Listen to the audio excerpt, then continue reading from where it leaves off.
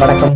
அரியலூர் மாவட்ட காவல் அலுவலகத்தில் வங்கி அதிகாரிகளுக்கு மாவட்ட காவல் கண்காணிப்பாளர் தலைமையில் சைபர் குற்றங்கள் குறித்து கலந்தாய்வு கூட்டம் நடைபெற்றது. இனி விரிவான செய்திகள்.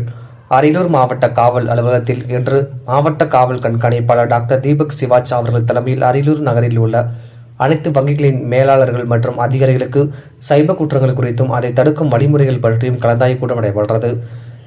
இக்கலந்தாய்வு கூட்டத்தில் சைபர் குற்றங்களின் போக்கு மற்றும் அவற்றை தடுக்கும் வழிமுறைகள் குறித்து விவாதிக்கப்பட்டது. சைபர் குற்றங்களை தடுக்க வங்கிகள் மற்றும் காவல்துறையினர் இணைந்து செயல்பட வேண்டும் என்று தீர்மானிக்கப்பட்டது.